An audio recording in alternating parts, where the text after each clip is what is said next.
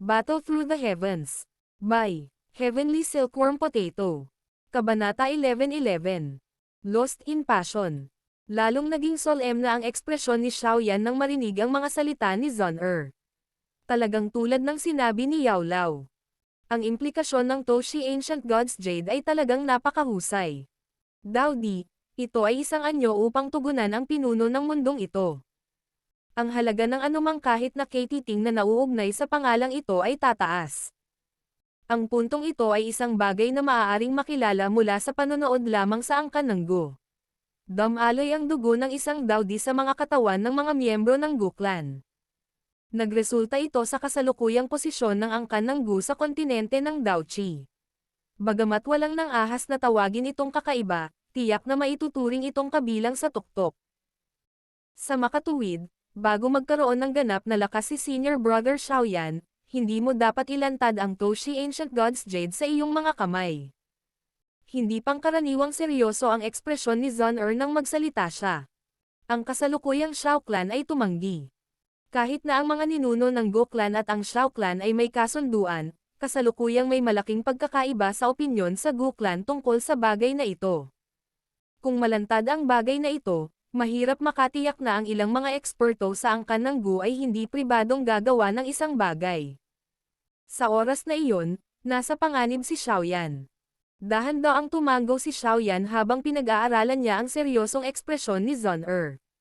Mahina niyang sinabi, "Ang dahilan ba kung bakit nakuha ng Hall of Souls ang aking ama ay dahil din dito." Magiliw na tumango si Zun-Er at sumagot. Ang Xiao clan ay minsang maituturing na isang top-tier faction sa kontinente ng Daochi. Sa oras na iyon, ang lakas ng Xiao clan ay isang bagay na kahit na ang Ice River Valley ay mahihirapang ikumpara. Sumili ang pagkagulat sa mga mata ni Xiaoyan nang marinig niya ito. Hindi niya inaasahan na ang angkan ng Xiao ay naging napakatalino.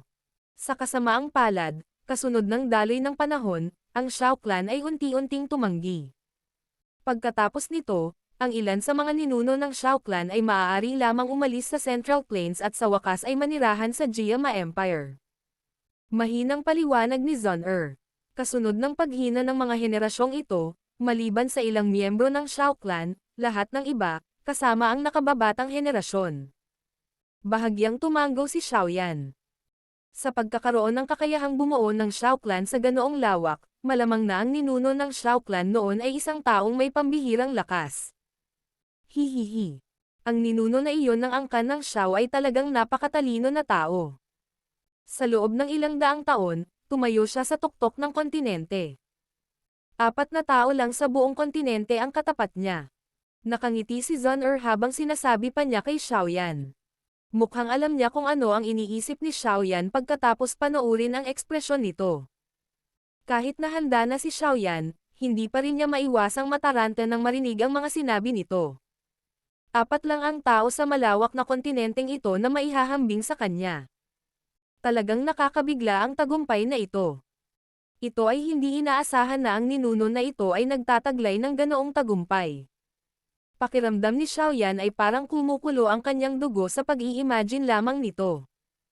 Ang talento ng ninuno na iyon ay isang bagay na lubos na hinahangaan ng angkan ng Gu. Sa ilalim ng kanyang pamumuno, ang relasyon sa pagitan ng angkan ng Xiao at ang angkan ng Gu ay napakaganda noong panahong iyon. Ang kasunduan sa alyansa na ito ay nabuo din noong panahong iyon. Ngumiti si Zun-Er habang dinagdagan pa niya. Kasunduan sa alyansa. Ang ninuno na iyon ng angkan ng Xiao ay minsang gumawa ng pabor sa angkan ng Gu. Noong malapit na siyang mamatay, pinawalang bisa niya ang angkan ng Gu na pangalagaan ang angkan ng Xiao at panatilihin ang bloodline ng angkan ng Xiao sa anumang kritikal na sandali.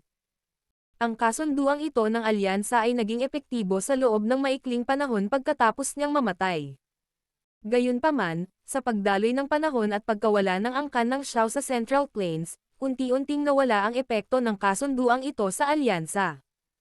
Tumingin si Zun-Er kay Xiaoyan at sinabing, "Isa sa mga dahilan kung bakit ako nagpunta sa Xiao clan noon ay dahil gusto ni tatay na magkaroon ako ng tahimik na pagkabata ay gusto ng ilang tao sa clan na kunin ko ang Toshi Ancient Gods Jade ng Xiao clan." Ngumisi si Xiaoyan. Medyo tuso at natutuwa ang ngiti niya. Hihihi. Gayunpaman, Hindi nila inaasahan na hindi lamang mabibigo na makuha ang Toshi Ancient Gods Jade, hindi nila alam na mawawalan sila ng mas mahalagang kayamanan. Ano? Nagulat si Zon-er matapos marinig ang kanyang mga salita. Matapos makita ang mapanlinlang ng ngiti ni Xiaoyan, sa wakas ay naintindihan niya ang sinasabi ni Xiaoyan. Isang magandang, nakakahiyang kulay ang agad na lumipad sa kanyang mukha. Tama, ano ang pangalan ng ninuno ng angkan ng Xiao? Ang kaibig-ibig, nahihiyang ekspresyon ni Zon-er ay nagdulot ng masamang apoy sa ibabang bahagi ng tiyan ni Xiaoyan. Bahagya niyang ibinuka ang kanyang bibig habang nagmamadaling pinigilan iyon. Hindi niya nais na takutin ang maliit na babaeng ito, na mukhang malamig at walang malasakit sa iba, ngunit nagpahayag ng magandang kahihiyan sa harap niya. Hinawi ng kamay ni Zon-er ang isang hibla ng itim na buhok sa kanyang harapan. Tinakpan niya ang kanyang bibig at mahinang tumawa. Bakit? Plano mo bang tingnan ang ninuno na ito bilang isang idolo? Siya ang aking ninuno. Ako ang kanyang kaapu-apuhan. Ano ang magiging hitsura kung hindi ko alam ang pangalan ng kanyang matanda? Inilibot ni Xiaoyan ang kanyang mga mata habang sumagot. Bahagyang ngumiti si Zon-er at marahang sumagot. Ang ninuno ng Xiao clan ay tinatawag na Xiao Zuan. Xiao Zuan. Inulit ni Xiaoyan ang pangalang ito sa kanyang bibig bago tumawa. Talagang karapat-dapat siyang maging ninuno ng angkan ng Xiao. Ang kanyang pangalan ay talagang nangingibabaw. Inilibot ni Zon-er ang kanyang mga mata kay Xiaoyan. Ang mapang-akit nitong ugali ay naging dahilan ng pagkakatitig niya sa kanya nang hindi inilihis ang mga mata. Matapos na hindi makita ang batang babae sa loob ng ilang taon, lumilitaw na ang kanyang apela ay lumalaki.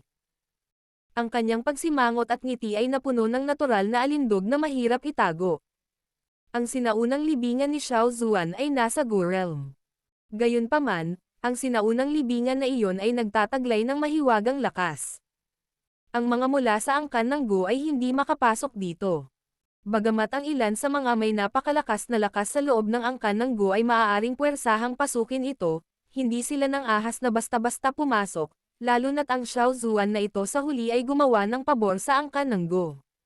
Kaya't kapag ang sinaunang mga taon na ito ay hindi nakapasok, nagsalita siya hanggang sa puntong ito. Tumingin siya kay Xiaoyan at sinabi ang kanyang mga iniisip. Kung tama ang hula ko, malamang na ikaw lang, isang miyembro ng angkan ng Xiao, ang makakapasok dito.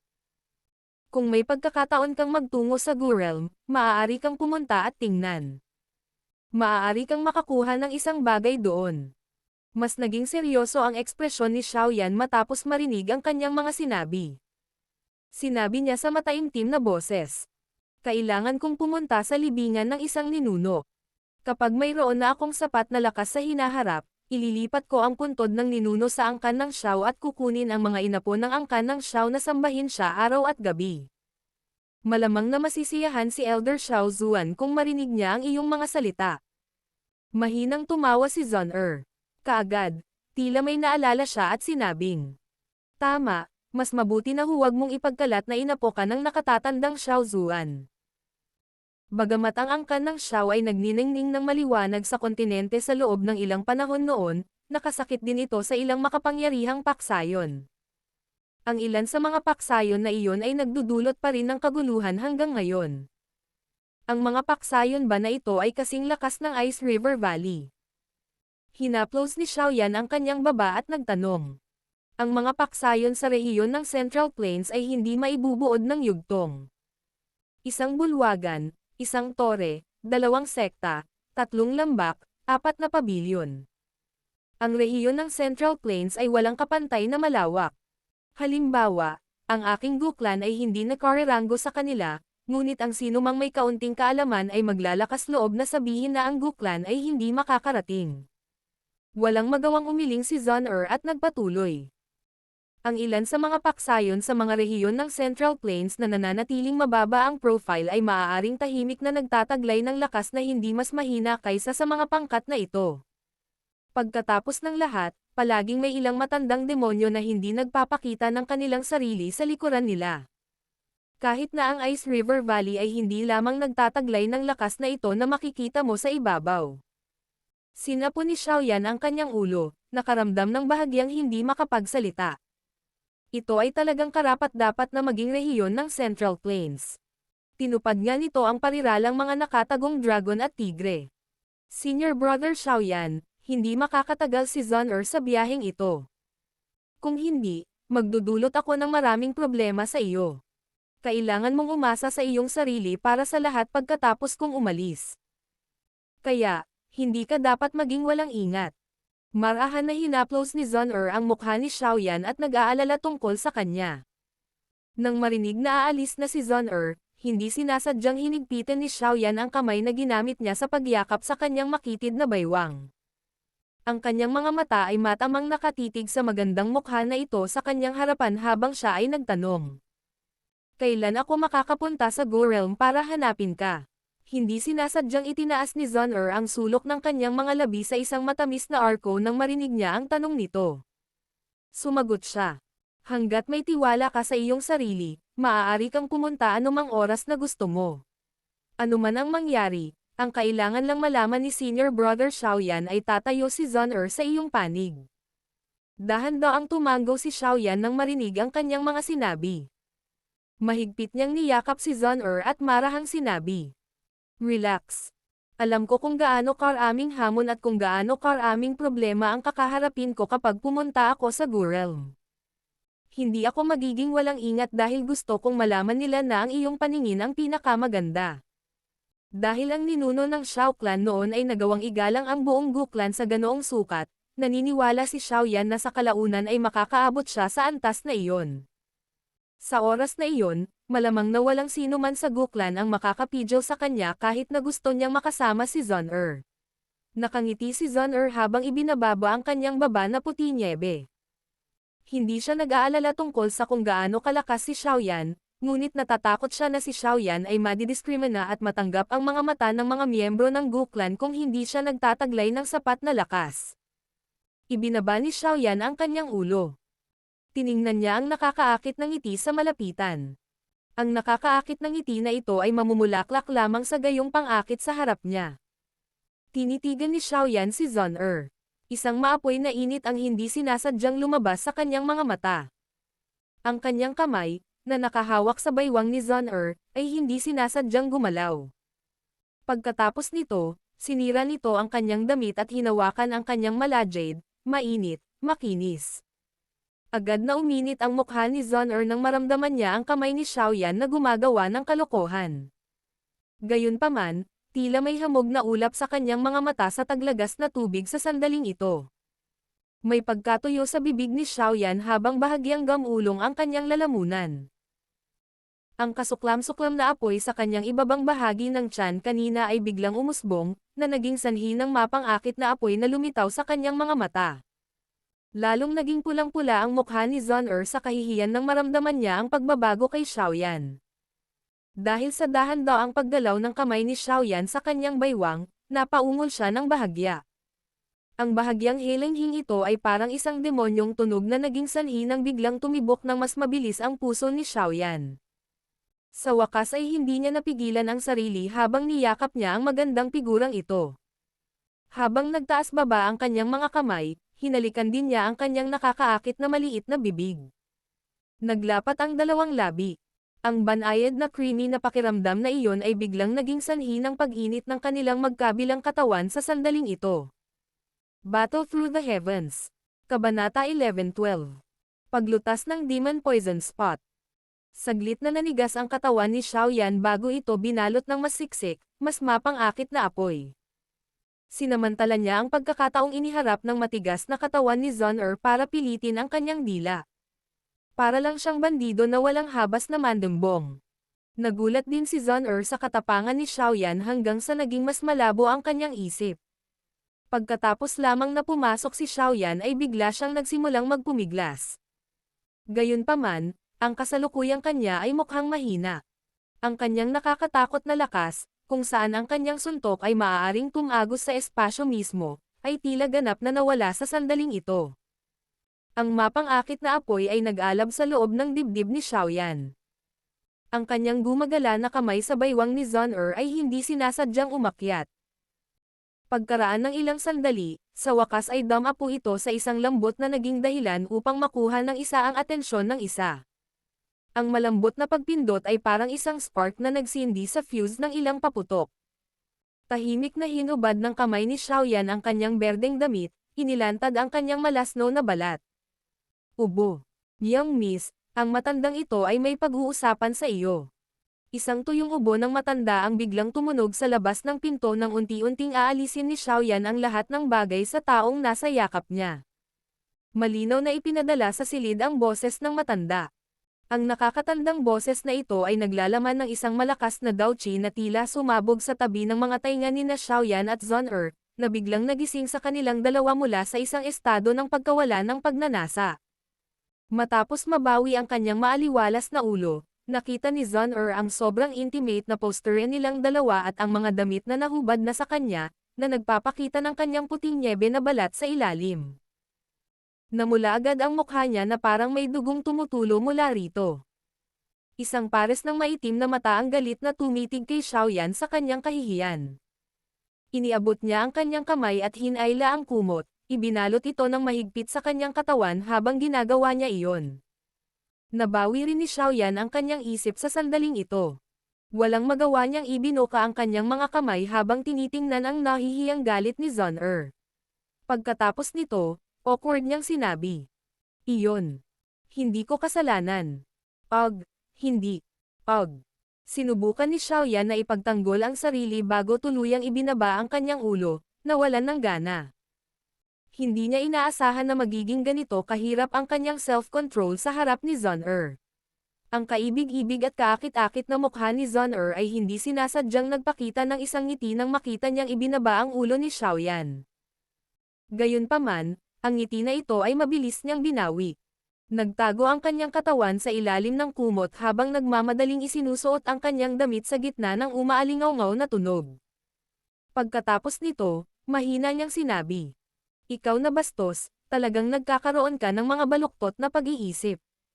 Itinaas ni Xiaoyan ang kanyang ulo. Iginalaw niya ang kanyang mga labi at bamulong na may walang magawang mukha. Ano ang magagawa ko laban sa pang-akit ni Zon ngunit ilang sandali ang nakalipas. Huwag mong sabihin. Muling namula ang mukha ni Zon Nagmamadali niyang inabot ang kanyang kamay at hinaranggan ang bibig ni Xiaoyan. Gayunpaman, sa halip ay hinawakan niya ang kanyang kamay.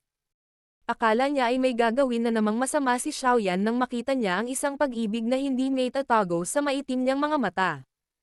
Ang maliwanag na pamumula sa mukha ni Zon ay naging mas mapatla sa mga mata ni Xiaoyan. Kinagat niya ang kanyang ibabang pulang labi gamit ang likod ng kanyang mga ngipin habang ang pag-aalinlangan ay sumilay sa kanyang mga mata. Kaagad, bigla niyang ibinaba ang kanyang ulo at binigyan ng mababaw na halik ang mukha ni Xiaoyan. Senior Brother Xiaoyan, ang bloodline sa katawan ni Zon ay ganap na nagising. Hindi ako makakagawa ng anumang pakikipagtalik. Kung hindi, ang mga kahihinatnan ay magiging napakaseryoso.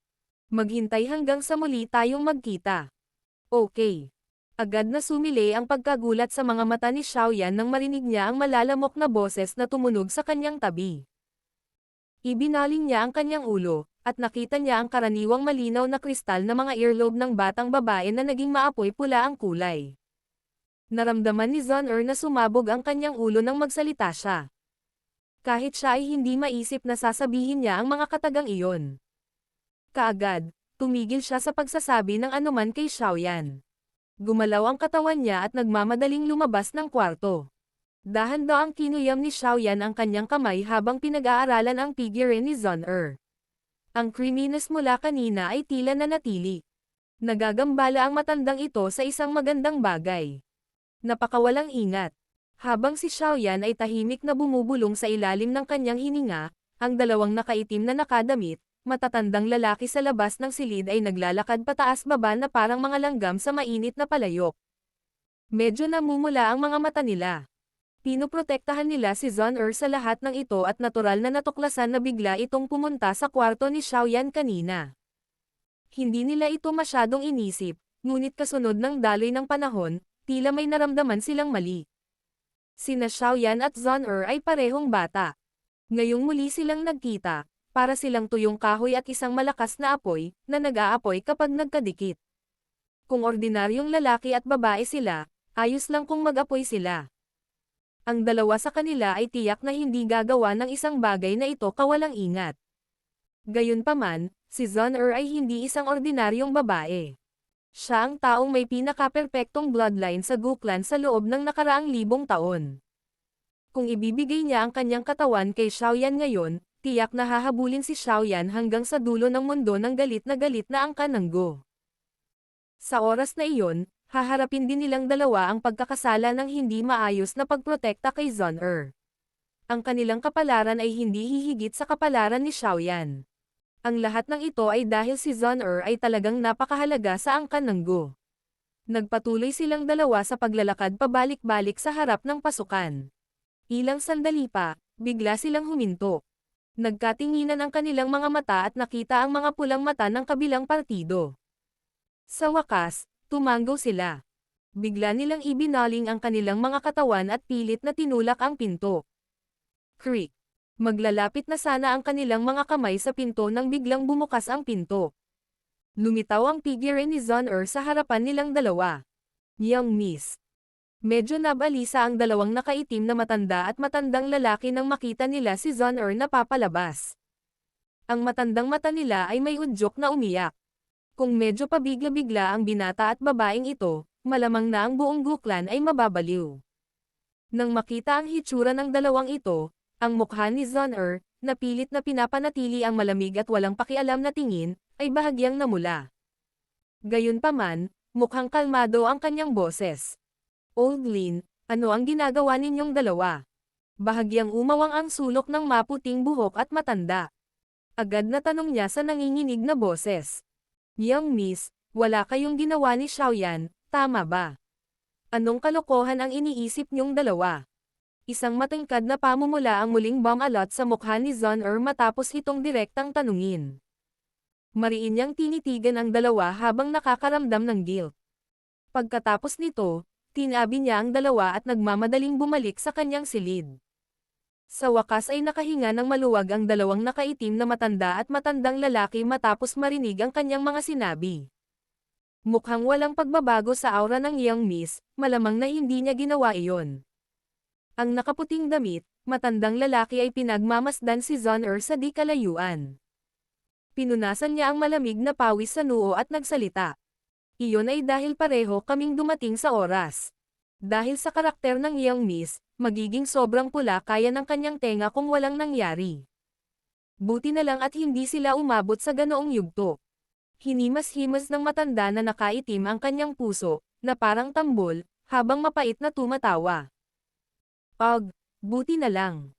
Kung talagang umabot sa puntong iyon, tayong dalawa ay magiging makasalanan ng angkan ng Gu. Bumantong hininga ang maputing buhok at matanda. Kahit nasa katahimikan ng mga elder na nakaitim na nakadamit, ang ilang mga palpitations ay hindi sinasadyang umakyat sa kanilang mga puso nang maisip nila ang kahalagahan ng Zon-er sa angkan ng Gu. Agad nilang sinulyapan ang silid ni Xiaoyan na may masamang tingin. Pagkatapos ay gumalaw ang magkabilang katawan nila at unti-unti silang naglaho sa harapan ng kwarto. Ang naganap ngayong gabi ay malamang na ang pinakanakababahala na karanasan sa kanilang buhay. Sa loob ng kwarto, niyakap ni Xiaoyan ang kumot na nakabalot kay Zon-er kanina. Nawala siya saglit. Pagkatapos nito, mapait siyang ngumiti at inilapag ito. Siya ay medyo walang ingat sa kaganapan na naganap ngayong gabi. Matapos marinig ang sinabi ni Zon-er, malinaw na hindi siya maaaring magsagawa ng anumang pakikipagtalik sa sandaling ito. Kung ang dalawang matatanda ng angkan ng Gu ay walang sinabi kanina, malamang na siya ay nakagawa ng malaking pagkakamali ngayong gabi. Marahang bumantong hininga si Xiaoyan at huminga ng malalim na hangin, unti-unting pinapakalma ang kanyang isip sa proseso. Matapos unti-unting pakalmayan ang kanyang isip, lumitaw sa kanyang kamay ang kulay gintong scroll na ibinigay sa kanya ni Zon-er. Sa loob nito ay ang huling 3 seal ng God Seal skill. Si Xiaoyan ay labis na interesado sa God Seal skill na ito. Batay sa kung ano ang naitala dito, kung kabisado niya ang lahat ng 5 seal, ang lakas nito ay maihahambing sa isang Tian class na Dao technique. Hindi malinaw si Xiaoyan tungkol sa lakas ng isang Tian class na Dao technique. Gayunpaman, nakakuha siya ng ilang mga pahiwatig mula sa 5-ring flame expelling technique. Sa tulong ng Dao technique na ito, ginamit niya ang sarili niyang lakas para talunin sina Tian Shi at Bing Zuan, ang ekspertong trio mula sa Ice River Valley. Tunay na maluwalhati ang resulta ng labanan. Hinawakan ni Xiaoyan ang kulay gintong scroll at nil-arrow ito ng kaunti. Matapos magmuni-muni, hindi niya agad sinimulan ang pagsasanay nito. Sa halip, ibinalik niya ito sa kanyang storage ring. Pagkatapos ng kanyang pakikipag-usap kay Zun-Er, si Xiaoyan ay nagkaroon ng mas kumpletong pag-unawa sa kahalagahan ng lakas. Ang isang Dao technique ay maaaring gawin anumang oras. Ang pagpapataas ng aking lakas ay ang pinakamahalagang bagay. Unti-unting naging seryoso ang ekspresyon ni Xiaoyan. Biglang hinayla ng kanyang kamay ang kanyang damit, nabunyag ang kulay itim na vortex ng Demon Poison Spot. Noong nakaraan, natatakot siya na ang mabilis na pagtaas ng kanyang lakas ay magreresulta sa hindi matatag na pundasyon. Gayunpaman, pagkatapos gamitin ang Skyfire 3 Mysterious Change, nakuha ni Xiaoyan ang ilang kontrol sa lakas ng enerhiya sa mas mataas na antas. Kaya naman, oras na para lubusang lutisin itong Demon Poison Spot. Sa kasalukuyang lakas ni Xiaoyan, hindi na mahirap para sa kanya na ganap na pinuhin ang Demon Poison Spot. Sa kapasidad ng katawan ni Xiaoyan, dapat itong ganap na masipsip ang napakalaking dami ng purong Dao Qi na nilalaman nito.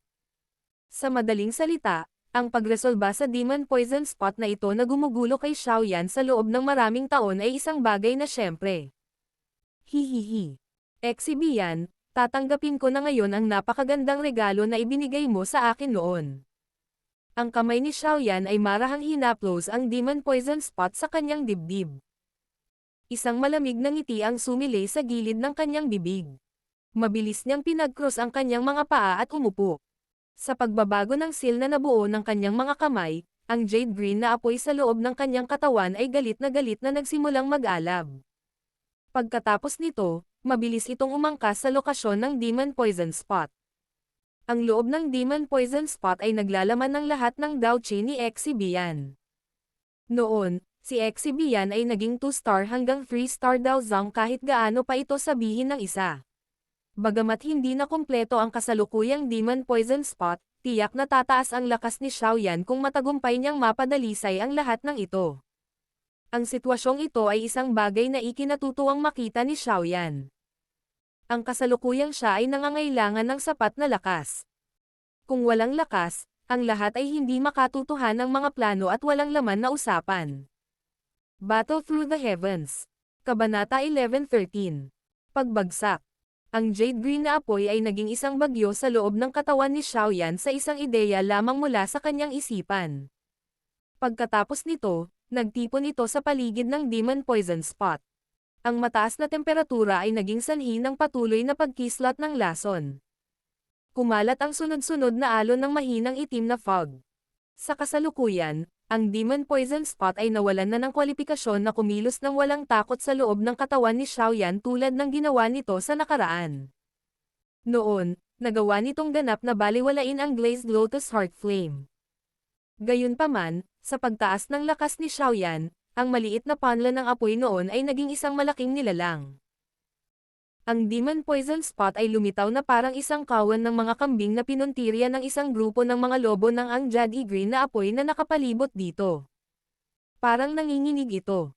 Naramdaman nitong natapos na ang magagandang araw nito. Malamig na ngumiti ang isip ni Xiaoyan habang pinagmamasdan niya itong Demon Poison Spot. Noon, pinahirapan siya ng bagay na ito hanggang sa siya ay nagdusa. Ngayon, gayunpaman, naging pampalusog ang pagtaas ng kanyang lakas. Pinuhin. Mahinang sumigaw si Xiaoyan sa loob ng kanyang puso. Kaagad, ang jade green na apoy, na nakapalibot sa Demon Poison Spot, ay biglang umikot sa napakabilis. Maraming panla ng apoy ang dumagsa mula sa lahat ng direksyon tulad ng hindi mabilang na bilang ng mga sinulid ng apoy, na pilit na pinuputol ang Demon Poison Spot sa maraming bahagi.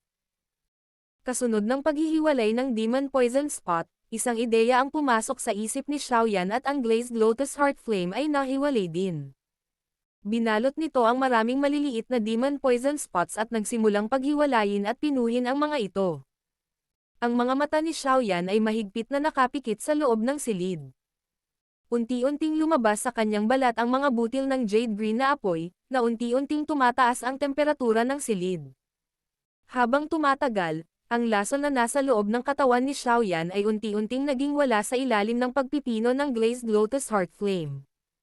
Matapos mapino ang demon poison spot, lalabas ang mga alon ng purong Daoqi na nakatago sa loob ng lason. Pagkatapos nito, dumaloy ang mga ito na parang tubig baha sa mga ugat ni Xiaoyan, na naging sanhi ng mabilis na pagpuno ng kanyang katawan, na sa una ay pagod na kay Daoqi. Ang kanyang aura ay unti-unting bumabalik sa kanyang rurok. Sa kasalukuyang lakas ni Xiaoyan, hindi masyadong mahirap na pinuhin ang demon poison spot. Naging maayos at natural ang lahat. Ang kailangan lang niya ay oras. Ang oras ay parang tubig lamang at hindi kayang sayangin ito. Walang kamalay-malay si Xiaoyan na 3 araw na ang lumipas sa panahon ng refinement na ito. Hinanap siya ni Zun-Er at ng iba pa sa 3 araw na ito at nalaman nilang medyo kakaiba ang pintong mahigpit na nakasara. Mabuti na lang at hindi sila walang ingat na tao. Matapos maramdaman ang mainit na hangin na bumubuhos mula sa silid, maaari nilang hulaan na si Xiaoyan ay dapat na nagsasanay. Kaya naman, hindi nila siya pilit na ginulo. Naging masiglang lugar ang Ye City sa 3 araw na tahimik na pagsasanay ni Xiaoyan. Ang dahilan para sa kasiglahan na ito ay natural dahil sa labanang nakakapukaw ng kaluluwa na naganap ilang araw na ang nakalipas. Ang hitsura ng grupo ni Xiaoyan at ang lugar na kanilang tinutuluyan ay nasa Ye Clan, dahilan para mapalitan ang kamakailang reputasyon ng Ye Clan. Akala ng maraming tao ay tumanggi na ang Ye Clan.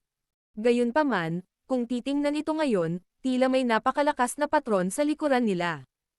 Dahil din dito ang ilan sa mga paksayon na iyon na may masamang hangarin para sa angkan ng Ye ay hindi nang ahas gumawa ng kahit ano sa ngayon. Maging ang mga dalubhasa mula sa Ice River Valley ay umalis sa kawalan ng lakas ng loob. Hindi na kailangang pag-usapan pa ang tungkol sa kanila. Sa pamamagitan ng pag-asa sa reputasyon ng grupo ni Xiaoyan, ang Ye Clan ay nasiyahan din sa isang panahon ng katahimikan. Matagal ng panahon na ang Ye Clan ay nasisiyahang maging sentro ng atensyon ng lahat. Nakaupo si Xiaoyan sa kama sa isang silid na umuusok mula sa mainit na hangin. Sumisingaw ang pawis mula sa kanyang mga pores, dahilan upang ang kanyang damit ay mahigpit na dumaikit sa kanyang balat. Sa sandaling ito, ang kanyang mukha ay namumula rin. Ang orihinal na kasing laki ng demon poison spot sa kanyang dibdib ay naging isang maliit na itim na lugar. Maaari pang ang makita ng isa ang malabong berdeng apoy na nakapalibot sa maliit at itim na lugar na ito. Ang mga butil ng puting fog ay lumabas mula sa ilong ni Xiaoyan habang siya ay huminga. Sa sandaling ito, ang paghinga ni Xiaoyan ay naging kakaibang lakas. Ang kahanga-hangang Daoqi sa loob ng kanyang katawan ay parang umaalon na baha, na may dalang bumubulusok na tunog habang ito ay mabilis na dumadaloy sa kanyang mga ugat. Ang mga sugat sa loob ng kanyang katawan, na lumitaw bilang resulta ng paggamit ng Skyfire 3 Mysterious Change, ay ganap na gumaling. At saka, mas mabuti pa ang kalagayan niya kaysa dati. Ang malawak at makapangyarihang Daoqi ay humirit habang umaagos ito sa loob ng katawan ni Xiaoyan. Ito ay tila malabo na nagtataglay ng isang mabangis na momentum na tila ito ay nagtutulak sa isang bottleneck. Kasunod ng mas at mas malakas na Daoqi sa loob ng kanyang katawan, ang katawan ni Xiaoyan ay naging pula.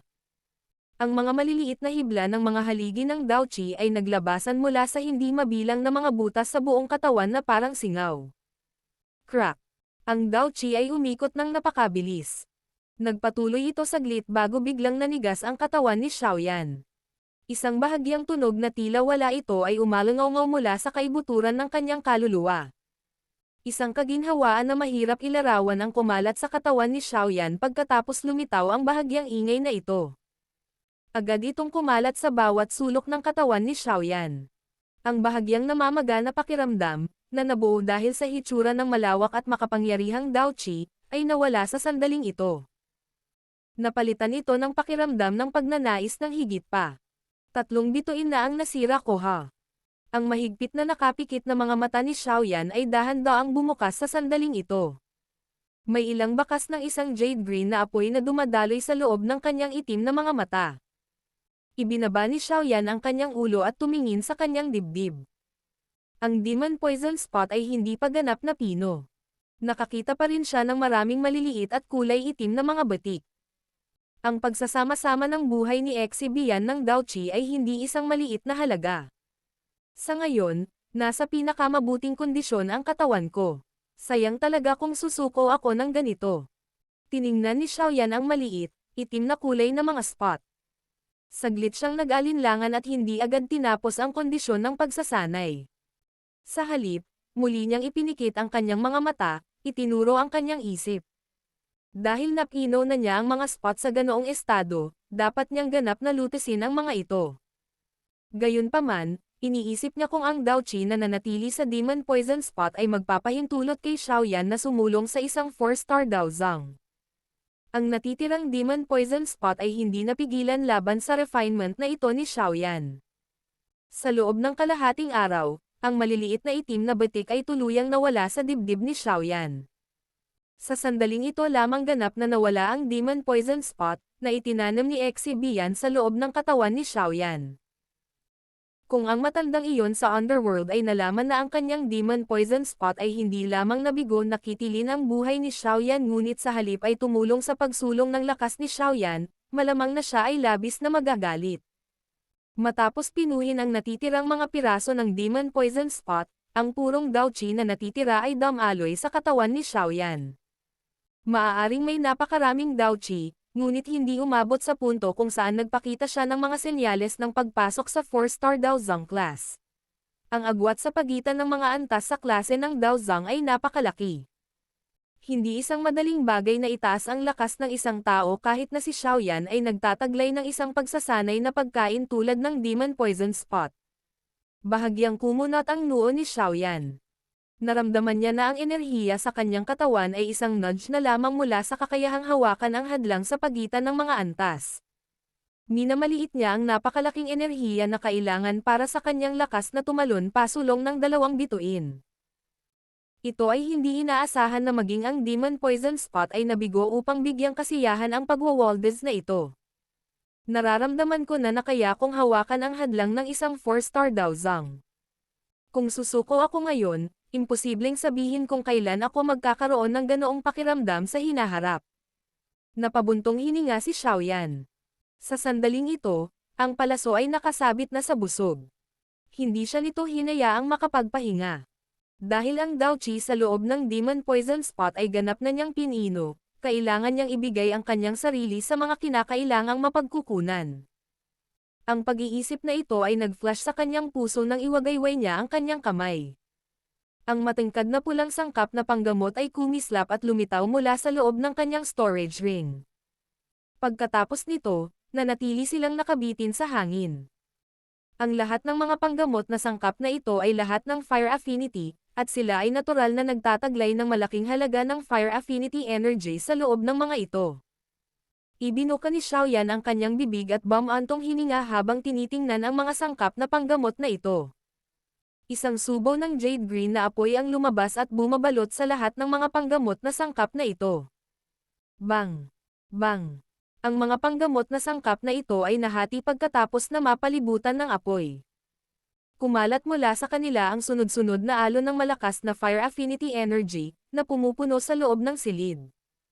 Ayon sa sentido komon, ang enerhiya sa loob ng mga sangkap na panggamot ay hindi maaaring direktang hinihigop ng isang tao. Bukod dito, talagang sayang ang paggamit ng enerhiya sa loob ng mga sangkap na panggamot tulad nito. Gayunpaman, sa sandaling ito, si Xiaoyan ay walang gaanong oras upang pinuhin ang lahat ng mga ito upang maging mga tabletang panggamot upang ubusin. Kung sinayang niya ang mga ito, kung gayon. Sa anumang kaso, kailangan niyang magkaroon ng sapat na enerhiya upang matagumpay na magtagumpay sa isang 4-star na si Daozang ngayon. Tumanggo lamang si Xiaoyan matapos maramdaman ang lumalakas na enerhiya na pumupuno sa silid. Muli niyang ipinikit ang kanyang mga mata. Sa suporta ng enerhiyang ito, dapat ay matagumpay niyang maabot ang antas ng isang 4-star Daozang. Habang sinusubukan ni Xiaoyan ang kanyang makakaya upang itaas ang kanyang lakas, Higit sa 10 itim na anino ay sinamahan ng isang madugong hangin habang lumilipad sila sa kalangitan mahigit 500 kilometro mula sa Yes City sa mabangis na paraan.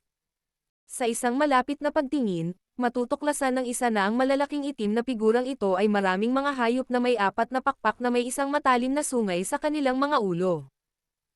Ang ilang mga figure na nakasuot ng kulay ube itim na damit ay nakatayo sa mga ulo ng mga hayop na ito na may solong sungay. Isang malabo na marangel na aura ang tahimik na umaalon mula sa kanilang mga katawan. Isang lalaki ang nakatayo habang nasa likod ang kanyang mga kamay sa isang hayop na may 4 na pakpak na may solong sungay sa harapan. Ang lalaki ay sobrang gwapo, ngunit may malungkot na ekspresyon sa kanyang mukha habang ang kanyang mga mata ay nakatitig sa malayong hilagang abot tanaw.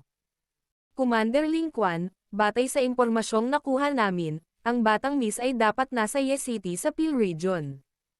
Magalang na nagulat ang isang lalaking nakasuot ng purple-black robe mula sa likod ng gwapong lalaki. Ang pangalang Ling Quan ay isang napaka-pamilyar. Ang taong ito ay ang commander ng tinatawag na Black Submerged Army, na nagkaroon ng alitan kay Xiao Yan noong kinuha niya si Zun Er mula sa Inner Academy, Ling Quan. Nandoon din ang basurang iyon mula sa angkan ng Xiao. Mahinang tanong ni Ling Quan. Isang maitim at matinding galit ang bumungad sa kanyang mga mata. Nang marinig ito, saglit na nag-alinlangan ang nasa likod bago tumango. Walang ekspresyon si Ling Quan. Tumingin ang mga mata niya sa norte habang unti-unting humigpit ang kamao niya. Isang mabangis na ekspresyon ang bumungad sa kanyang mga mata. Munting basura, binigyan kita ng babala noon na iwasan mo ang iyang miss. Mukhang kung hindi kita bibigyan ng hindi malilimutang aral sa pagkakataong ito, hindi mo ilalagay sa puso mo ang mga salita ng commander na ito. Battle Through the Heavens. Kabanata 11:14. Commander Ling Quan. Ang siksik at pulang-pula na enerhiya ay tumagos sa maluwag na silid. Kumalat ang mataas na temperatura, dahilan upang lumitaw ang silid na ito na parang nasusunog. Ang mainit na hangin ay umuusok sa loob nito. Naka-crossleg si Xiao Yan sa kama. Ang kanyang katawan ay parang isang napakalalim na hukay habang patuloy nitong hinihigop ang nakapalibot na maliwanag na pulang enerhiya sa kanyang katawan. Kasunod ng pagpasok ng matangkad na pulang enerhiyang ito, nagsimulang magpakita ng pulang-pula na kulay ang kanyang balat. Patuloy na lumalabas ang pawis sa kanyang mukha, sinundan ang balangkas nito, at tumulo na parang umaagos na tubig. Ito ang unang pagkakataon na direktang nasipsip ni Xiao Yan ang enerhiya sa loob ng mga sangkap na panggamot. Sa kanyang mga nakaraang pagsasanay, pinaghalo o pinipino niya ang mga sangkap na panggamot at ilalabas ang enerhiya sa loob ng mga sangkap na panggamot sa kanilang mga limitasyon. Gayunpaman, sa kasalukuyan ay wala siyang sapat na oras. Ang pagkakataong magtagumpay ay mawawala sa isang iglap. Hindi niya alam kung kailan ulit lilito kung maghihintay siya. Sa kabutihang palad, si Xiao Yan ay may proteksyon ng Heavenly Flame sa loob ng kanyang katawan. Bagamat ang pagsipsip ng kulay pulang enerhiya ay magreresulta pa rin sa mga alon ng nagniningas na sakit, hindi ito na para bang hindi niya ito kayang tiisin. Sa kabutihang palad, hindi rin ito nagdulot ng labis na pinsala sa kanyang katawan. Bumuhos sa kanyang katawan ang marilag at pulang-pula na enerhiya. Matapos mapino, ang enerhiya ay napalitan ng purong Daoqi at sumalakay sa mga ugat ni Xiao Yan. Mabilis na damaloy ang Daoqi at nagdulot ng pakiramdam ng pagiging puno ng enerhiya. Muling itinoon ni Xiao Yan ang kanyang isip. Dahil sa dumaraming enerhiya na pumapasok sa kanyang katawan, naramdaman niya ang mga senyales ng pambihirang pagkakataon na lumitaw kanina. Bang! Bang! Dama-dami ang dami ng Daoqi na natipon sa loob ng mga ugat ni Xiao Yan. Nagbuga ito ng mababa at malalim na dagandong na parang tubig baha. Sa tuwing maglalakbay ang Daoqi sa isang ugat, ito ay magiging sanhi ng panginginig ng kaluluwa ni Xiao Yan. Ang ganitong uri ng pakiramdam ay naging sanhi ng isang natulala. Ang matingkad na pula na enerhiya sa loob ng silid ay nagsimulang maglabas ng mga alon ng pagsipol habang ang puwersa ng pagsipsip, na nagmumula sa katawan ni Xiao Yan, ay biglang lumakas. Nag-transform ang enerhiya sa maraming substance-like Daoqi pillars na bumangga sa katawan ni Xiao Yan. Pagkatapos nito, susundan ng enerhiya ang mga butas o paghinga ni Xiao Yan at lumusab sa kanyang katawan. Ang pulang-pula na enerhiya ay dumaan sa kanyang mga pores at balat. Ang ganitong uri ng nagninangas na mainit na pakiramdam ay naging sanhi ng pakiramdam ni Xiaoyan na para siyang inihagis sa isang kaldero ng chili sauce. Swish! Swish! Sa harap ng pandarambong na ito ni Xiaoyan, ang pulang-pula na enerhiya na tumagos sa silid ay naging mas mapatla. Ang kanyang aura ay naging mas malakas sa harap ng paglunok na ito. His! Nang matagumpay na pumasok sa mga butas ng ilong ni Xiaoyan ang huling alon ng Crimson Energy, ang bahagyang nanginginig niyang katawan ay biglang nanigas. Nag-transform siya sa isang estatwa sa sandaling ito. Hindi man lang siya nakagawa ng kahit katiting na paggalaw. Ang loob ng silid ay biglang bumagsak sa kakaibang katahimikan. Nariyan ang malabong tunog ng tubig baha na dumadaloy. Kung susundin ng isa ang pinanggalingan ng ingay na ito, matutuklasan na ang ingay na ito ay nagmumula sa loob ng katawan ni Xiaoyan. Habang si Xiaoyan ay nanatiling tahimik bilang isang matandang nagmumuni-muni na monghe, isang malawak at makapangyarihang aura ang dahan-dahang nagising, tulad ng isang nagising na leon. Sa labas ng silid ni Xiaoyan ay isang tahimik na patio.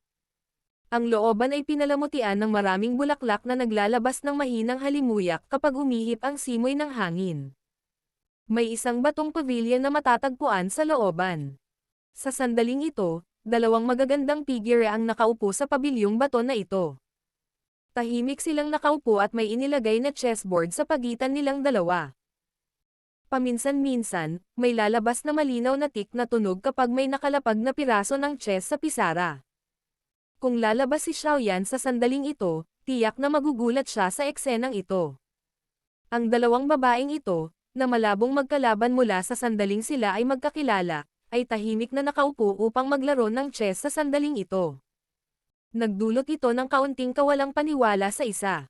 Old Sister Little Fairy Doctor, narinig kong binanggit ka ni Senior Brother Xiaoyan sa Inner Academy. Sinabi niya na best friend ka niya. Hawak ng kamay ni Zun-Er ang isang white jade chess piece. Marahan niya itong inilapag. Pagkatapos nito, itinaas niya ang kanyang maningning na mga mata, tumingin sa mainit, nakakaakit na mukha sa kanyang harapan, at nagsalita ng nakangiti. Bahagyang huminto ang maselang kamay ng Little Fairy Doctor habang pumipili ito ng chess piece mula sa chess box. Bahagyang naningkit ang kanyang mga mata nang sumagot siya. Best friend ko rin siya. Magiliw na ngumiti si Zun-Er at nagtanong gamit ang boses na kasing liwanag ng hangin. Kaibigan lang. Bahagyang itinaas ng Little Fairy Doctor ang kanyang mga mata. Napatingin siya sa magandang babae na nasa harapan niya at ngumiti ng walang pag-aalinlangan. Paano niya mabibigo na marinig ang pagsisiyasat na intensyon sa mga salita ni Zun-Er? Kahit na ang kabilang partido ay hindi isang simpleng tao, siya mismo ay hindi rin isang inosenteng tao. Sa pamamagitan ng kakayahang bumuo ng isang diktadore tulad ng Poison Sect sa loob ng isang lugar tulad ng Chuyon Empire, ang Little Fairy Doctor ay kinailangan na maging lubos na nagpaplano bukod sa pagkakaroon lamang ng lakas. Gayunpaman, hindi niya gustong ipakita ang panig niya kapag nasa tabi niya si Xiaoyan. Huminto ang kamay ni Zun-Er nang makita niya ang walang pag-aalinlangan na tugon ng Little Fairy Doctor kung saan hindi siya sumang-ayon o hindi sumangayon. Bahagyang nanginginig ang kamay ni Zun-Er. Ang kanyang magagandang mata ay nagpahayag ng mas malalim na kahulugan habang nakatingin siya sa Little Fairy Doctor. Mahina niyang sinabi, "Aalis ako sa lalong madaling panahon at guguluhin ka para alagaan si Senior Brother Xiaoyan sa hinaharap. Hanggat ako ay nabubuhay, walang mangyayari sa kanya." Ang Little Fairy Doctor ay diretsyong tumingin kay Zun-Er. Ang kanyang mainit na boses ay naglalaman ng isang hindi na kailangang sabihin na tono. Bahagyang tumango si Zun-Er sa harap ng sagot ng Little Fairy Doctor.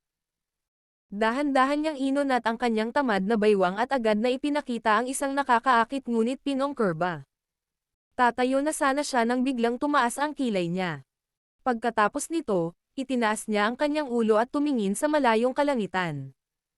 Ang mahinang tunog ng rumaragasang hangin ay mabilis na umaagos mula sa lugar na iyon. Swoosh! Napalingon din ang Little Fairy Doctor nang maramdaman ito ni Zun-Er. Nagsalubong ang mga kilay niya habang nagtatanong. Ice River Valley ba ito? O Hall of Souls? Hindi. Sila ang mga tao mula sa angkan ng Go. Umiling si Zun-Er at sumagot. Ito ay dapat ang Black Submerged Army. Naaamoy ko ang kakaibang pabango ng apat na pakpak na single-horned beast. Isang bahagyang ripple ang lumitaw sa espasyo ng Stone Pavilion. Kaagad, ang nakaitim na damit at matatandang lalaki ay kumislap at lumitaw. Napatingin sila sa malayong langit bago nagsalita. Dapat ay nakatanggap sila ng mga order mula sa angkan ng Go. Pagkatapos ng lahat, ang aktibidad mula sa malaking labanan ilang araw na nakalipas ay medyo masyadong malaki. Tumango ang isa pang maputi ang buhok at matanda at sumang-ayon. Talagang sumusunod sa akin ang mga taong ito na parang mga anino. Umiling si Zun-Er. Medyo hindi nasisiyahan ang ekspresyon niya. Walang pagpipilian. Ang Black Submerged Army ay kinokontrol ng Elders Council ng Gu Clan. Ang mga matatandang tao, na hindi mamamatay, ay nagnanais na ang batang Miss ay manatili sa Gu Realm magpakailanman. Malamig na tumawa ang matanda na nakasuot ng itim. Mukhang hindi niya gusto ang tinatawag na Elders Council. Swoosh! Swoosh! Swoosh! Mahigit sa 100 ng mga figure ang sumugod pababa mula sa apat na pakpak na single-horned beast. Pagkatapos nito, nagpakita sila sa himpapawid ng patio kung saan matatagpuan si Zun-Er. Ang kanilang mga mata ay dumaan sa looban at huminto kay Zun-Er. Binabati ng commander ng Black Submerged Army ang Young Miss. Isang maapoy na init ang bumungad sa mga mata ng gwapo, binata, na nakasuot ng lila-itim na damit, nang huminto ang kanyang tingin kay Zun-Er. Lumapag siya bago pinagdikit ang kanyang mga kamay at magalang na binati si Zun-Er. Ang mga kilay ni Zun-Er ay patayo. Nagtanong siya. Para saan kayong lahat na nandito? Hihihi. Nag-aalala ang mga elder na baka masaktan ang Young Miss sa labas. Kaya naman, inutusan nila akong ibalik ang Young Miss sa Gu Realm. Ngumiti si Ling Quan kay Zun-Er. Pagkatapos nito, nilaybot ng kanyang mga mata ang courtyard, ngunit hindi niya nakita ang figure ni Xiaoyan. Agad na nagsalubong ang mga kilay niya. Narito kaming dalawa na nagpoprotekta sa Young Miss. Ano ang maaaring mangyari? Huwag mong sabihin sa akin na ikaw, isang kabataang lalaki, na 5-star Dao Zhang lamang pagkatapos sa pagbibinyag sa di altar, ay maaasahan upang protektahan ang Young Miss. Tumawa ang maputing buhok at matanda. Ang kanyang tono ay hindi gaanong magalang. Ang kanyang katayuan sa angkan ng Go ay hindi isang bagay na maihahambing ng isang kabataang tulad ni Ling Quan. Marunong talagang magbiro si Old Lin. Ito ay utos ng mga elder, at hindi ko ito matatanggihan, hindi ba? Pinagsalikop ni Ling Quan ang kanyang mga kamay at nakangiting nagsalita. Hindi siya naglakas loob na maliitin ang maputing buhok, matandang ito. Ang maputing buhok at matandang lalaki ay hindi na nagsalita pa pagkatapos makita na si Ling Quan ang naghatid ng usapin ng mga elder. Dumausdas ang kanyang mga mata kay Zun-Er at naghihintay sa kanyang desisyon. Young Miss, ang mga elder ay talagang balisa sa pagkakataong ito. Nakipagpalitan ka pa ng suntok sa Hall of Souls sa paglalakbay mo na ito. Kapag nalaman nila ang iyong pagkakakilanlan at gumawa ng masama, ang Go Clan ay magiging gulo. Kaya't ang mga elder ay nagbigay na ng mahigpit na utos sa pagkakataong ito. Kung hindi natin maibalik ang batang Miss, ang iilan sa atin ay mapaparusahan kapag bumalik tayo. Tumingin si Ling Quan kay Zun-Er at nagsalita ng may tame-time na boses. Dahan-daang itinaas ni Zun-Er ang kanyang kilay. Alam na niya na kung ang usapin ng pakikipagpalitan niya ng suntok sa Hall of Souls ay makarating sa Gu Realm, ang Gu Clan ay agad na nagpadala ng ilang tao para sunduin siya pabalik. Gayunpaman, hindi niya inaasahan na darating sila sa lalong madaling panahon. Nag-isip sandali si Zun-Er. Pagkatapos nito, ibinaling niya ang kanyang mga mata sa nakasaradong silid at sinabing, babalik ako pagkatapos ng isa pang 2 araw. Bahagyang kumunot ang noo ni Ling Quan nang marinig ito. Pagkatapos nito ay tumingin din ang kanyang mga mata sa silid. Isang malamig na ekspresyon ang bumungad sa kanyang mga mata habang nakangiti at sinabing, bali-balita na nandito rin ang Young Master ng Shao Clan na iyon, tama ba? Nagtataka ako kung nasaan siya. Hihihi. Ilang taon na rin ang nakalipas mula noong huli ko siyang makita sa Jianan Academy. Iniisip ko kung anong level na ang narating niya ngayon. Ang mga ekspresyon ni Zon-er at ng Little Fairy Doctor sa Stone Pavilion ay bahagyang hindi nasisiyahan nang marinig nila ang hindi malinaw na pangungutya sa mga salita ni Ling Quan. Creak. Habang nag-uusap ang dalawa ay dahan-daang bumukas ang pintong mahigpit na nakasara. Isang figure ang nagtuwid ng kanyang katawan at dahan-daang lumabas. Kasabay nito ay isang mahinang tawa ang pinakawalan. Talagang si Commander Ling Quan iyon noon pa man. Hihihi. Ipagpaumanhin mo na hindi ako nakapunta rito para makipagkita sa iyo. Gayunpaman, naabot lang ni Commander Ling Quan ang antas ng 5-star Daozang sa kabila ng maraming taon nang nagsanay. Nagdulot ito ng sorpresa kay Xiaoyan. Ang ngiti sa mukha ni Ling Quan ay unti-unting binawi. Agad na naging madilim at seryoso ang kanyang ekspresyon. Tinitigan niya ang binata habang dahan-daang lumabas ng silid ang figure. Hindi niya inaasahan na ang basura, na wala man lang kwalipikasyon na magsalita sa harap niya noon, ay maglalakas loob na kutsain siya. Naisip ba ng taong ito na magagawa niya ang anumang bagay kung protektahan siya ni Young Miss? Ang nagyayelong lamig sa mga mata ni Ling Quan ay naging masiksik nang tuluyang lumabas ang figure ni Xiaoyan. Pagkatapos nito, nagpakita siya sa looban. Ang kanyang mukha ay natatakpan ng isang napakatalino na ngiti. Isang maringal na aura ang dahan-daang kumalat sa katawan ni Xiaoyan sa sandaling lumitaw siya. Ang madilim na mukha na si Ling Quan ay biglang pinaikit ang kanyang mga mata habang kumalat ang aura na ito. Daozang. Battle Through the Heavens. Kabanata 11:15. Blood Jade Token. Medyo naging pangit ang ekspresyon ni Ling Quan habang nakatingin sa binata na nakatayo doon na naglalabas ng maringal na aura. 4-star Daozang. Malungkot ang mga mata ni Ling Quan habang nakatitig kay Xiaoyan. Ang kanyang puso ay napuno ng hindi paniniwala. Noong nakita niya si Xiaoyan sa Inner Academy noon, kasing lakas ng isang Daoling si Xiaoyan. Sa oras na iyon, si Xiaoyan ay hindi man lang nagtataglay ng mga kwalipikasyon upang makita ang kanyang mga mata. Kung hindi dahil sa presensya ni First Elder Su Chen noon, tiyak na bibigyan niya si Xiaoyan ng isang alaala na hindi niya malilimutan. Gayunpaman, hindi inaasahan ni Ling Quan na ang basurang ito ng angkan ng Xiao ay makakarating sa klase ng Daozang nang sa wakas ay nagkita silang muli pagkatapos lamang ng ilang taon. Bukod dito, si Xiaoyan ay isang bituin lamang na mas mahina kaysa sa kanya. Paanong hindi masindak si Ling Quan sa malaking pagkakaibang ito? Habang madilim ang ekspresyon ni Ling Quan, ang mga mata ni Xiaoyan ay dahan-daang dumampi sa kanya. Agad na umangat ang sulok ng kanyang bibig sa bahagyang ngiti na puno ng lamig. Noon, gustong kalabanan siya ng lalaking ito kapag sinusundo si Zon-er. Kung hindi nakialam si First Elder Su Chen noon, ang resulta ay hindi maiisip. Kahit na hindi nagpalitan ng suntok ang dalawa noon, matatag na naalala ni Xiaoyan ang Ling Quan na ito sa kanyang puso. Ang pangungutya na ibinigay sa kanya ni Ling Quan noon ay isang bagay na matatag niyang naalala sa kanyang puso. Si Xiaoyan ay hindi isang mapagbigay na tao. Noon, pinahiya siya ni Ling Quan noong mahina pa siya. Gusto pa nga ng taong ito na patayin siya sa dulo. Ang puntong ito lamang ay sapat na upang matiyak na hindi siya makakalimutan ni Xiaoyan. Hihihi. Hindi inaasahan na ang Xiao Clan, na tumanggi sa ganoong sukat, ay makakagawa ng isang dalubhasa na Daozang. Talagang nagulat ang commander na ito. Tumingin si Ling Quan kay Xiaoyan sa madilim at solemneng paraan saglit bago siya malamig na tumawa. Hindi na kailangang gugulin ni Commander Ling Quan ang pagsisikap. Sino ang malinaw na magsasalita tungkol sa mga bagay na iyon? Noon, Daoling pa lang ako nang makilala mo ako.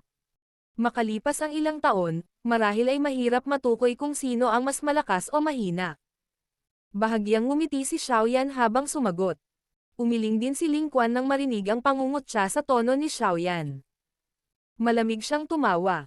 Isang kontrabida na nakakamit ang kanyang layunin. Gayunpaman, naabot mo lang ang 4-star Daozang, ngunit naglakas loob kang kumilos ng mayabang sa harap ng commander na ito. Sa aking paningin, medyo naiiba ka sa iyo noon. Bagamat si Xiaoyan ay mas mahina kaysa sa kanya sa pamamagitan lamang ng isang bituin, si Ling Quan ay tiwala na lubos niyang matatalo si Xiaoyan kung sila ay lalaban. Ang pagtitiwala na ito ay hindi walang dahilan. Pagkatapos ng lahat, Ang pagsasanay na natanggap ni Ling Quan sa Guklan kasama ang Chi method at Dao skills na kanyang na-practice ay lahat ng top-notch. Talagang hindi siya naniniwala na siya, na sumailalim sa gayong elite na pagsasanay, ay magiging mas mahina kaysa sa basura, si Xiaoyan, na kailangang matutunan ang lahat ng kanyang sarili. Gayunpaman, sa aking paningin, ang kasalukuyang ikaw ay wala. Nakangiting sagot ni Xiaoyan. Siya ay nagtataglay ng matinding pag-ayaw para sa Ling Quan na ito. Bukod dito, marahil ay dahil sa pagkamuhi ni Xiaoyan para kay Ling Quan na naipon mula noon, ngunit ngayong nakilala muli ni Xiaoyan ang taong ito, talagang mahirap para kay Xiaoyan na maging mabait sa kanya kahit na may pagpipigil sa sarili. Unti-unting lumitaw ang kakapalan sa gwapong mukha ni Ling Quan dahil sa mga bastos na salita ni Xiaoyan. Ang kanyang malungkot na mga mata ay bumaling kay Xiaoyan habang ang layunin ng pagpatay ay bumungad sa kanila. Hindi nagbago kahit kaunti ang ekspresyon ni Xiaoyan kahit na ang malamig na tingin ni Ling Quan. Napatingin siya sa kabilang party. Ang kanyang maitim na mga mata ay nagpakita ng lamig sa loob. Magkaharap silang dalawa at dahan-daang nabubusog ang dalawang maringal na aura. Nagkaroon ng malabong pagpatay na layunin. Malinaw na ang dalawang taong ito ay hindi mabuting magkaibigan mula nang magkakilala sila. Ling Quan. Medyo nanlamig ang magandang mukha ni Zon habang siya ay sumisigaw. Tila naramdaman niya ang bahagyang kasalukuyang layunin ng pagpatay sa mga mata ni Ling Quan. Matapos sigawan sa ganitong mahigpit na paraan ni Zon maging si Ling Quan ay hindi nang ahas na maliitin siya. Nagmamadali niyang binawi ang kanyang mga mata, Yumoko, at itinaas ang kanyang mga kamay kay Zon Gayunpaman, ang siksik na layunin ng pagpatay sa kanyang mga mata ay naging mas matindi nang ibinaba niya ang kanyang ulo. Sumigaw si Zon dahil kay Xiaoyan. Nagdulot ito ng matinding galit sa puso niya.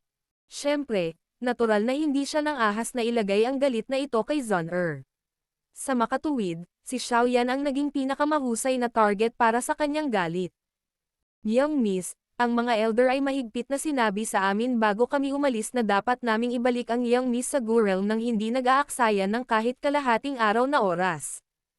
Kung sino man ang maglalakas loob na pigilan kami, pinahihintulutan kaming patayin sila kahit sino pa sila. Kinulong ni Ling Quan ang kanyang mga kamay at magalang na nagpaliwanag. Gayunpaman, pagkatapos magsalita, ang kanyang mapanganib na mga mata ay dahan-dahang lumipad patungo kay Xiaoyan. Zon aalis ka na. Si Xiaoyan sa gilid ay nagulat nang marinig niya ito. Hindi niya pinansin ang tingin ni Ling Quan habang sumulyap siya kay Zon na may bahagyang nakasimangot. Saglit na nag-alinlangan si Zon bago tumango. Ang panahong ito ay kapag ang kanyang kadugo ay nagigising. Siguradong mag-aalala ang mga miyembro ng clan sa kanyang paglabas. Kung hindi siya babalik sa pagkakataong ito, malamang na ang mga tunay na eksperto mula sa angkan ay personal na darating sa susunod na pagkakataon. Sa oras na iyon, maaaring mangyari ang ilang hindi inaasahang pagbabago kung magkikita sila ni Xiaoyan. Ito ay hindi isang bagay na nais niyang makita. Gumawa ng ilang hakbang si Zon at nakarating sa harap ni Xiaoyan. Inayos ng kanyang mainit na mga kamay ang medyo magulong damit ni Xiaoyan habang mahina niyang sinabi. Hindi ako maaaring manatili sa labas ng masyadong matagal sa pagkakataong ito. Kung hindi, magdudulot ako ng problema kay Senior Brother Xiaoyan.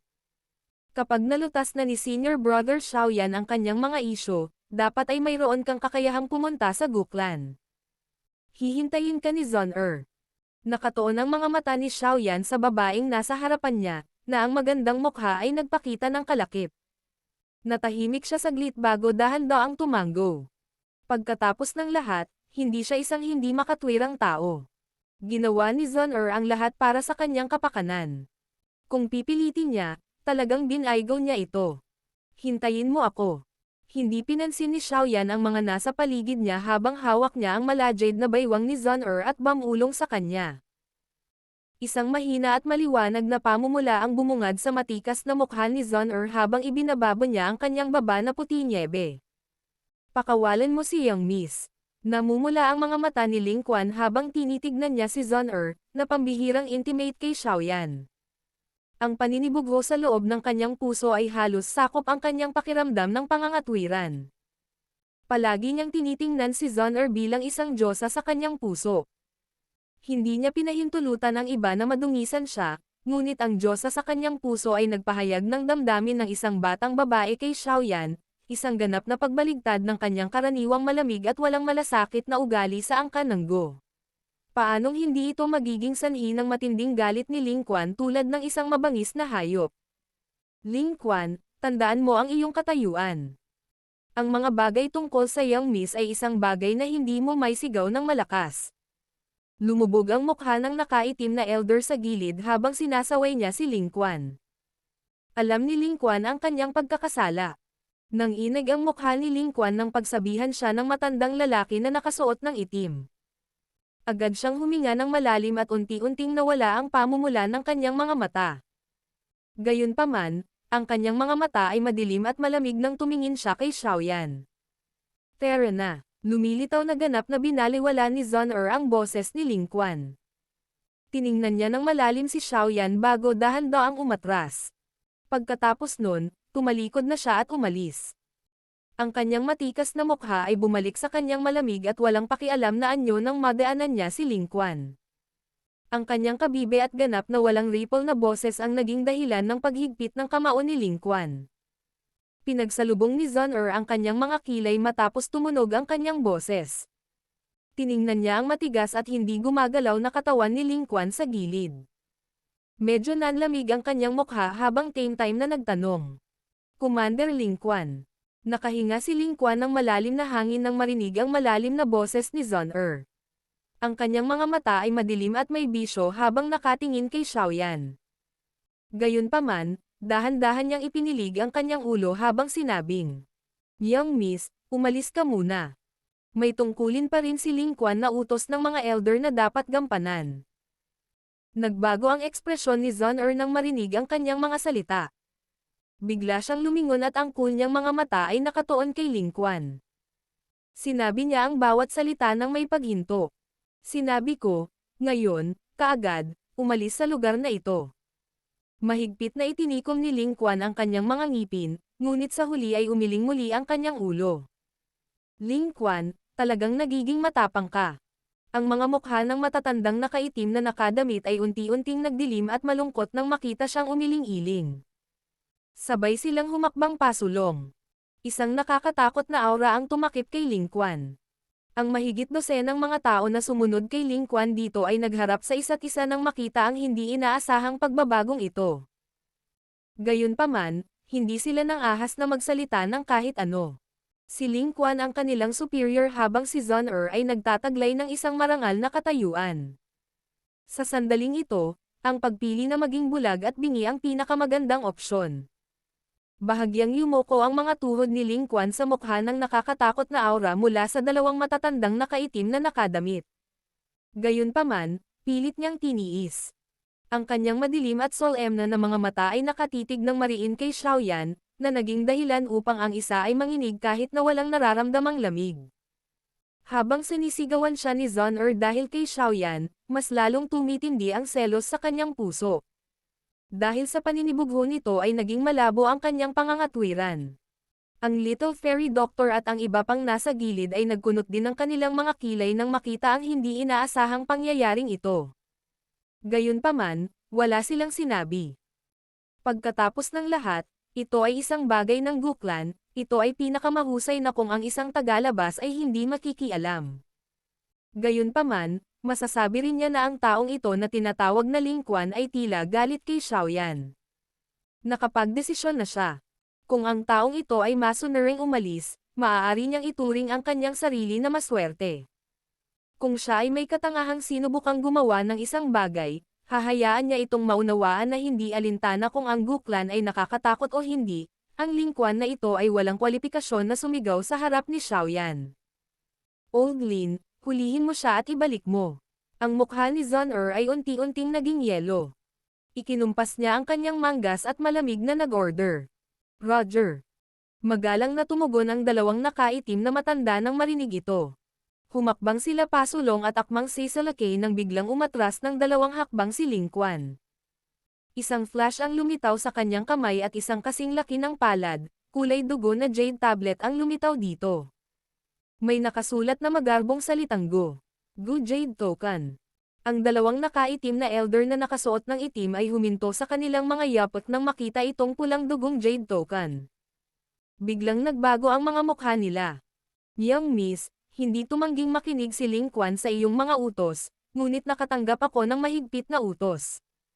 Mahigpit na hinawakan ng kamay ni Ling Quan ang pulang dugong Jade Token.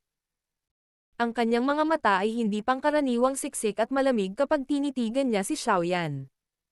Ang ngiti sa sulok ng kanyang bibig ay lumitaw na kakaiba. Binigyan ako ng seryosong utos ng mga elder. Kung makatagpo ako ng isang miyembro ng angkan ng Xiao sa paglalakbay na ito, aanyayahan ko siyang bumalik sa angkan ng Gu para sa isang pagtitipon. Kung tumanggi ang kabilang partido, may karapatan akong gumamit ng dahas upang pilitin siyang alisin. Kaya, Xiaoyan, masunurin kang umalis kasama ko. Ang malamig na boses ni Ling Quan ay dahan-daang umalangaw-ngaw sa loob ng patio, na naging sanhi ng hindi pangkaraniwang lamig ng temperatura ng lugar na ito.